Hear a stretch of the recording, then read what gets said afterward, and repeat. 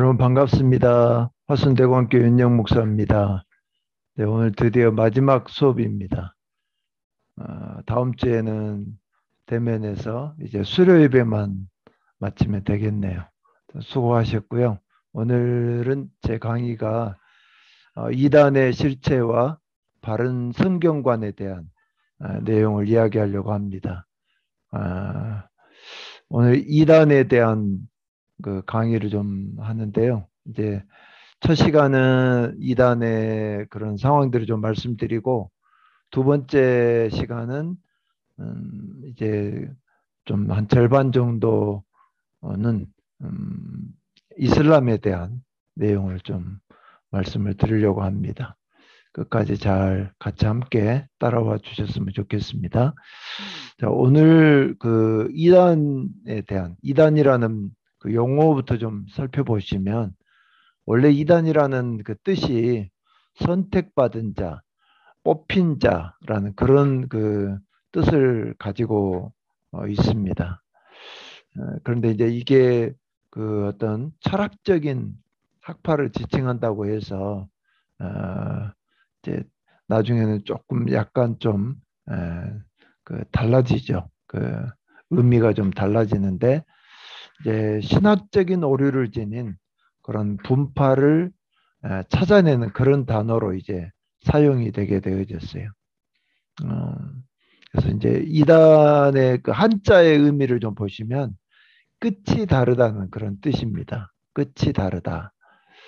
그래서 처음은 같으나 끝이 다른 것이 이단이다. 이렇게 해석을 합니다. 그래서 마지막 줄에 보신 것처럼 기독교의 근본적인 교의나 교리를 부인하면 이단이다 하는 것이죠. 기독교의 근본 교리가 뭡니까? 십자가 아닙니까? 십자가에 대한 그 사랑, 십자가에 대한 것들을 이야기를 하고 있죠. 그래서 기독교는 철저하게 십자가, 십자가의 죽음, 그리고 십자가의 부활, 또 오순절 성령 강림 사건, 또 다시 예수님이 재림해서 오신다. 이게 기독교의 뼈대거든요. 이걸 부인을 하고 이것을 변질시켜 버리면 그건 기독교가 아닙니다. 그래서 끝이 다르다는 게 모양은 처음의 모양은 기독교처럼 잘 닮아가는데 나중에 끝이 다르게 되어지면 그러면 이것은 기독교라고 이야기할 수가 없다는 것이죠. 그래서 우리가 처음부터 끝이 다르다는 그런 부분은 처음은 비슷해요. 원리강론, 통일교 얘기하는 것도 그렇고 신천지의 교제에 대한 부분들도 거기에 이제 어, 한참 활동했다가 나온 분들에게 보면 처음은 다 비슷하게 간답니다. 오히려 거기에다가 좋은 영상 또 정말 소위 맛깔나게 강의하는 그런 사람들을 동원을 해가지고 이제 점점 깊이 빠져들어서 나중에 이제 결정적인 순간에는 예수님 그 자리에다가 이만희, 문선명 자리로 둔갑을 시키는 거죠.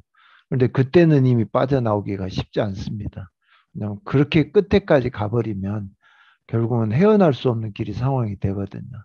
그래서 처음부터 우리의 성령 연사 가운데 하나가 이 분별의 영이 있거든요. 지금 이 시대는 분별의 영, 그래서 이것이 하나님의 영인지 아니면 성령이 아닌 다른 이단에 대한 부분인지를 잘 분별해내는 상황들이 필요합니다. 자, 그러면 이단 발생의 원인을 좀 한번 살펴보죠. 어떤 대체 원인들이 이단의 발생으로 있는가? 첫째는 말세 징조입니다. 이 말세 징조의 그 표변적인 성경이 마태복음하고 요한계시록입니다. 마태복음은 24장 이 부분에 집중적으로 나와 있는데 우리가 사진을 보시면 이제 원본에다가 이제 거기에 대해서 확대시키고 축소시키고 그러잖아요. 마찬가지로 마태복음 24장의 내용을 확대시키면 요한계시록 성경이 되고요. 그 요한계시록에 있는 성경을 축소를 시키면 그러면 이것이 마태복음 24장이 됩니다.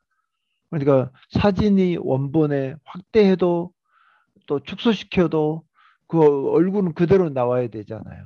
그런 것처럼 마태복음 24장을 확대하는 요한계시록의 그런 22장에 있는 내용의 성경 부분은 마찬가지로 똑같이 마태복음 24장의 내용을 얘기하고 있는 거예요. 내용하고 같아야죠.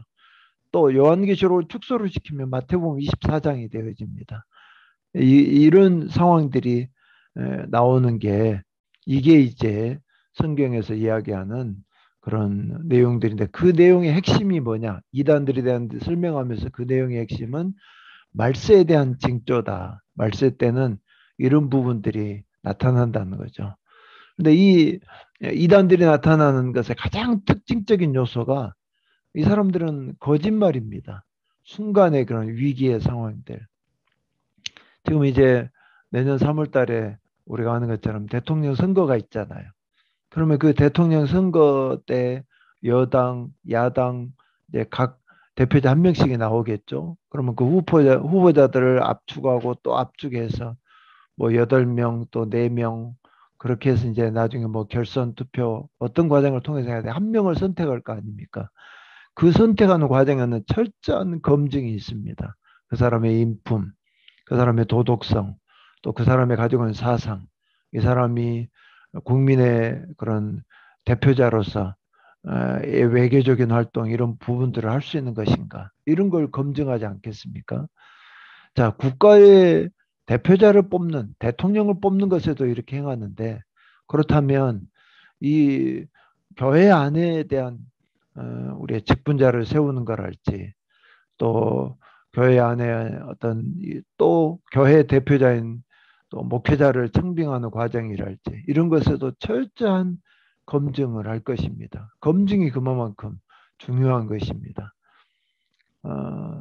이 교회 안에서의 이 검증의 상황은 이제 어떤 사람을 표면시키기 위한 부분이 아니죠. 그 사람이 정말 이 직분을 잘 감당할 수 있는 사람인가. 그래서 교회에서 3분의 2의 득표를 강조하는 것입니다. 세례교인들이 모인 공동회에서 3분의 2입니다. 약 65에서 70%에 가까운 사람들의 검증을 한 단계가 그래서 이렇게 중요한 것이죠. 그래서 그 검증 속에서 이제 우리가 이런 말세 징조에 나타날 때는 반드시 정말 꼭 중요합니다. 검증을 꼭 해야 돼. 어, 그래서 직분자를 뽑는 그 과정을 성경에 있는 디모데 전서 3장에 있는 그 과정에도 거짓말이랄지 또 가장된 역할을 잘하는 것인가 어, 또 가정생활에 가정과 교회 일터 이런 부분에서 어, 이제 어떤 모난 부분 없는 것인지 이런 거 아니겠습니까? 그래서 말세 징조 때는 바로 이런 그 거짓말한 사람들은 철저하게 분별을 해내야 됩니다. 그렇지 않으면 결국은 이 사람들은 철저하게 거짓말로만 교육을 받고 거짓말에 대한 아주 도 같은 사람들로 나오기 때문에 이것은 교회를 어지럽히는 세력들이 되어집니다. 두 번째, 기성교회 제도적인 부패와 타락입니다. 여러분들 교회는 그럴 이유가 없습니다. 벌써 여러분들이 임직자를 뽑고 또 교육을 받으면서 나중에 이제 축복의 그런 임직 예배를 드리게 될 것인데 여러분들은 그럴 이유가 없죠. 그렇지만 이제 또 몇몇 교회들에게 이런 제도적인 부패와 타락이 그걸 또 활용을 하거든요.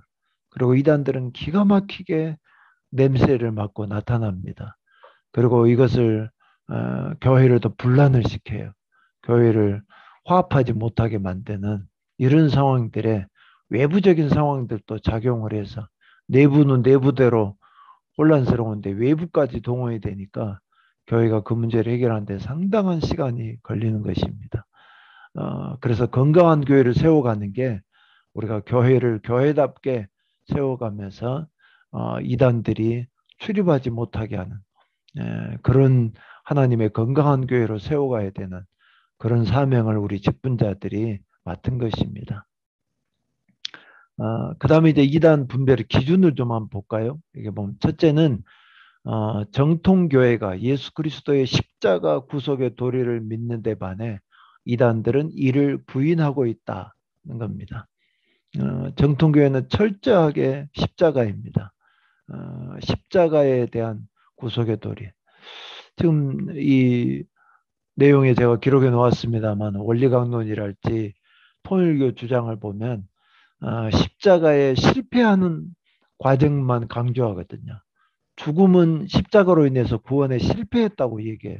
그러나 이들이 모르는 게 있죠. 그 예수님의 십자가의 죽음 이후에 3일 만에 부활하신 사건입니다.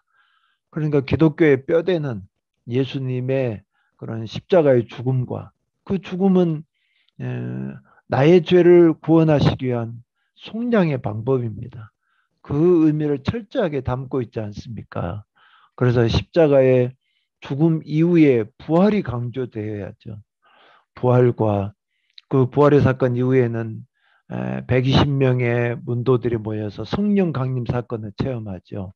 그래서 주님이 이제 하나님의 영으로 우리와 함께 하신다는 예수님이 십자가를 지시고 부활하신 그걸 통해서 이제 부활의 그런 이후에 성령 강림 사건 그리고 그 예수님이 다시 오신다는 것 이것을 까지 가야 이제 기독교인데 통일교나 원리강론은 십자가에서 죽은 사건으로 그도 인간이었다. 그러니까 죽음으로 끝났다. 이렇게만 강조하려고 하는 거죠.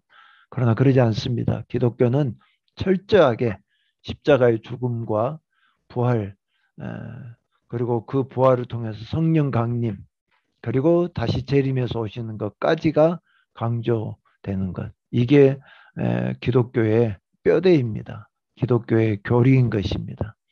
자, 두 번째는 사도신경의 신앙 고백 여부를 가지고 이단 여부를 판별할 수 있다. 상당히 중요한 요소 중에 하나입니다. 요즘 이제 열린 예배라 해가지고 찬양하고 바로 이제 뭐 메시지 들어간다거나 이렇게 하는데 그러나 요즘 정통교회는 철저하게 사도신경, 신앙 고백 우리가 하는 거 있죠. 전능하사 천지를 만드신 하나님 아버지를 내가 믿사오며부터 시작하는 이 신앙 고백이 예배 안에 반드시 들어가 있어야 합니다.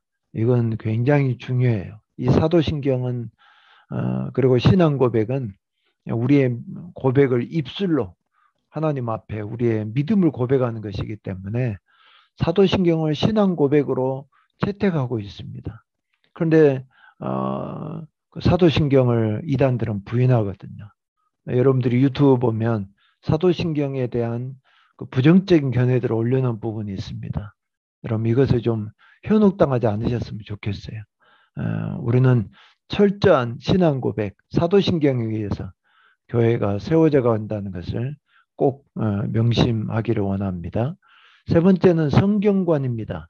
성경관을 보고 판별할 수 있어요. 성경 66권, 이 성경 66권을 왜 더 플러스 시키려고 하는 것은 잘못됐습니다. 성경은 철저하게 구약 39권, 신약 27권, 66권의 정경입니다. 정경. 그래서 그걸 이제 캐논이라 그러죠. 기준, 잣대라 그 말입니다. 그래서 성경 66권, 이 기록된 성경을 통해서 하나님은 우리에게 말씀하고 계십니다. 사도 바울은 다른 복음을 전한 자들이 있다고 그리고 그 다른 복음에다가 권위를 부여하고 있다고 얘기하고 있어요. 그건 이단들의 특성이죠. 그래서 사도 바울은 그걸 다른 복음이라고 얘기했어요. 하나님의 특별 계시의 계속성을 강조했던 것입니다. 하나님은 우리에게 반드시 복음을 알게 하기를 원하세요. 그 복음의 핵심은 좀 전에 말씀드린 십자가의 죽음, 부활, 오순절 성령 강림, 그리고 이 예수님께서 다시 재림해서 오신다는 것. 이 부분요. 자, 네 번째는 지금 우리가 하는 무엇에 대한 네 번째인지를 우리가 다시 좀 확인해 볼까요? 이단 분별의 기준입니다. 그래서 십자가 도리가 첫 번째였죠. 사도신경 신앙고백, 성경관. 이제 네 번째로 가세요. 이단들은 그들의 지도자들을 숭배의 대상으로 삼거나 신격화 합니다. 예수님은 하나님이시면서도 사람의 몸으로 오셨어요. 예수님만이 양성이 있습니다. 인성과 신성.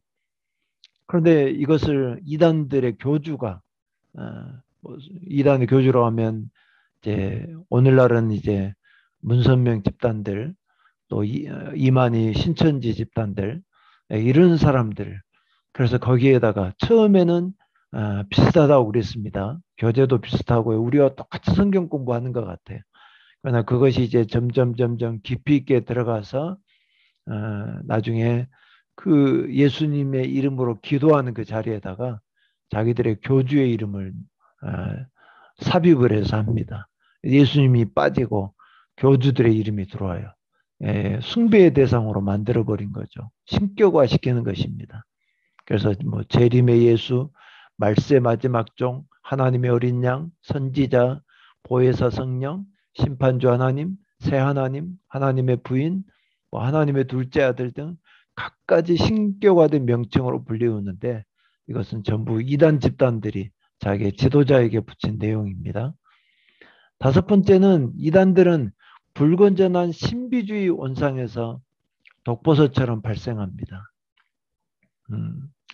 이제 저도 이제 이 하나님이 불렀는데도 제가 순종하지 않으니까 하나님께서 어느 순간에 이 집사님 동원해 가지고 이제 소위 이제 이런 신비주의 같은 그런 이제 기도하시는 분이 있죠. 그분이 제 가슴에다가 손을 대고 내가 복음의 나팔을 불어라라고 해서 제가 이제 확신을 하게 됐거든요. 그래서 순종하게 되어지고 그래서 이제 신학교로 들어가게 된 발판이 됐는데 그런데 그 뒤로 계속 제가 그 신비주의를 붙으면서 그분 쫓아다니고 또 기도받기 위해서 다니고 그렇게 했다면 제가 좀 이런 정통주의 신앙 그리고 복음주의 신앙을 가지고 목회하는 사람이 돼 있었겠습니까? 저는 그것은 하나님이 나를 부르는 수단으로 생각했어요. 그리고 그 다음부터는 철저하게 하나님 말씀과 기도 그렇게 가면서 성숙해져 가고 그러면서 이제 하나님께 무릎 꿇은 신앙으로 가는 그런 목회를 하고 있거든요.